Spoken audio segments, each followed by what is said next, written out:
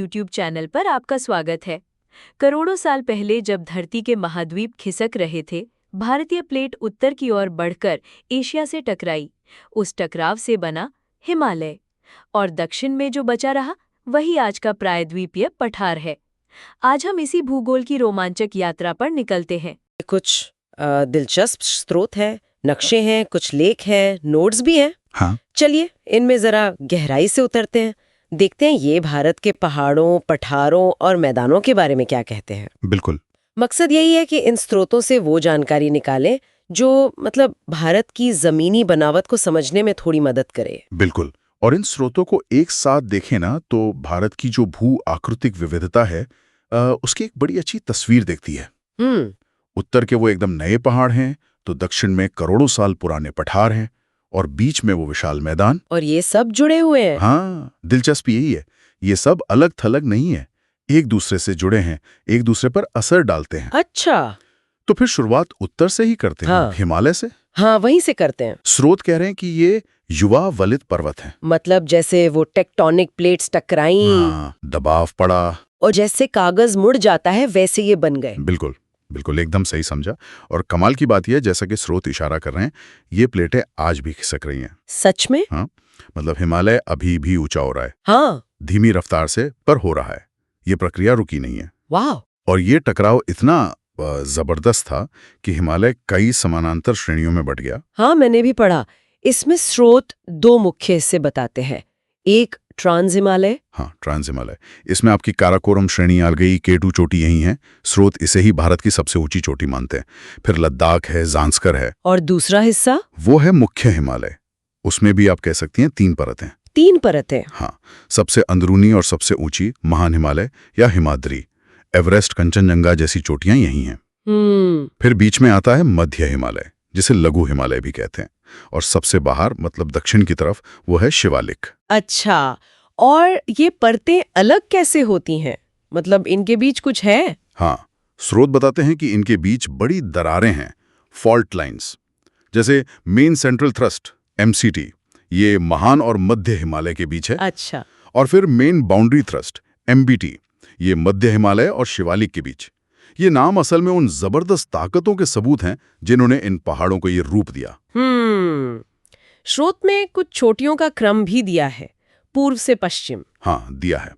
नामचा बरवा से शुरू होता है पूर्व में, फिर कंचनजंगा, मकालू, एवरेस्ट, नंदा देवी, और फिर उधर केटू तक।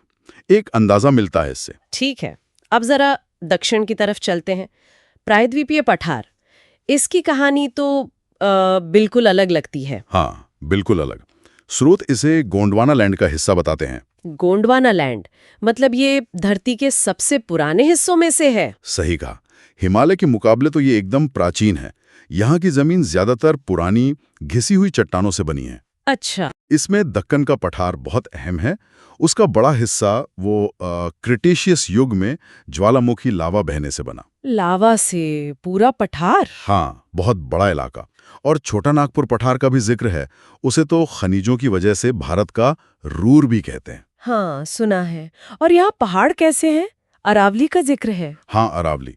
ये तो दुनिया की सबसे पुरानी अवशिष्ट पर्वत श्रृंखलाओं में से है, मतलब जो घिस घिस कर बची हैं।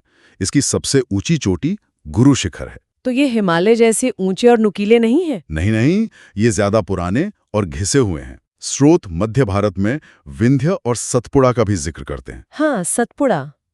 इसकी धूपगढ़ चोटी सबसे ऊंची बताई गई है। हाँ, 1350 मीटर। और ये नर्मदा और तापी नदियों के बीच में है, एक तरह से पानी को बांटती है। और पश्चिमी घाट और पूर्वी घाट, वो भी यही है? बिल्कुल। पश्चिमी घाट, जिसे सह्याद्री भी कहते हैं, वो एक ब्लॉक पर्वत है।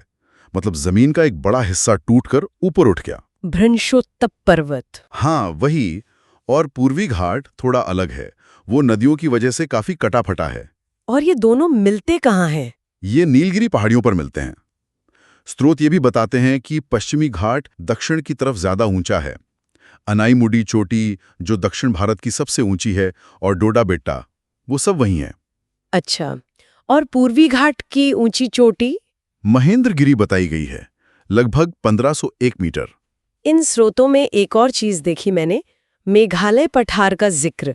गारो, खासी, जयंतिया पहाड़ियां, ये तो उत्तर पूर्व में है, पर इसे प्रायद्वीपीय पठार का हिस्सा बताया है। हाँ, ये दिलचस्प है। देखने में वो अलग लगता है, लेकिन बनावट के हिसाब से, संरचनात्मक रूप से वो प्रायद्वीपीय पठार का ही विस्तार है। मतलब वही पुरानी गोंडवाना चट्टानें। बिल्कुल वही।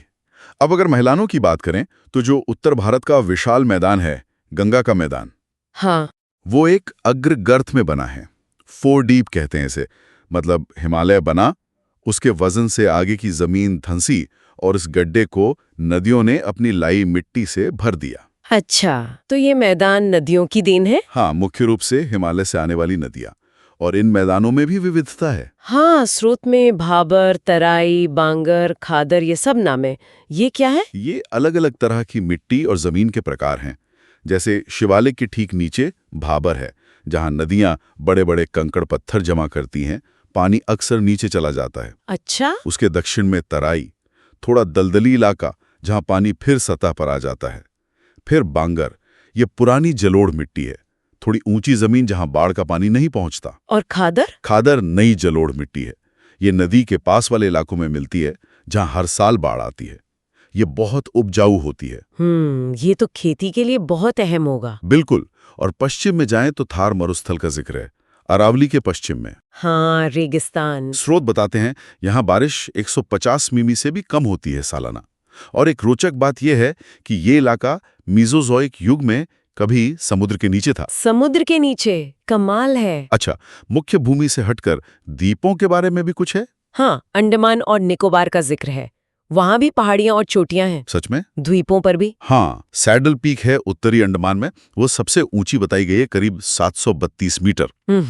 और ग्रेट निकोबार में माउंट थुलियर है, वो भी एक अहम शिखर है। तो ये द्वीप समूह भी भारत की भौगोलिक कहानी का हिस्सा है? बिल्कुल, उनकी अपनी अलग बनावट है, अपनी कहानी है। तो कुल मिलाकर इन स्रोतों से ये बात तो एकदम साफ है कि भारत की जमीन सिर्फ विविध ही नहीं बल्कि गतिशील भी है। हाँ, उत्तर में नए पहाड़ बन रहे हैं, दक्षिण में वो प्राचीन पठार हैं जो करोड़ों साल से हैं, और बीच में नदियों से बने ये उपजाऊ मैदान।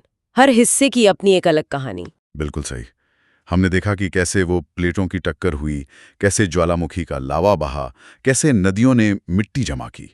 ये स्रोत हमें इन प्रक्रियाओं की एक झलक देते हैं।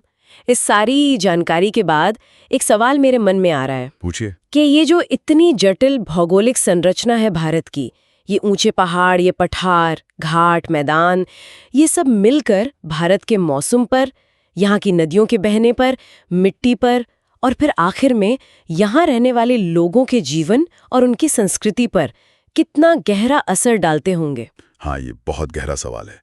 ये भू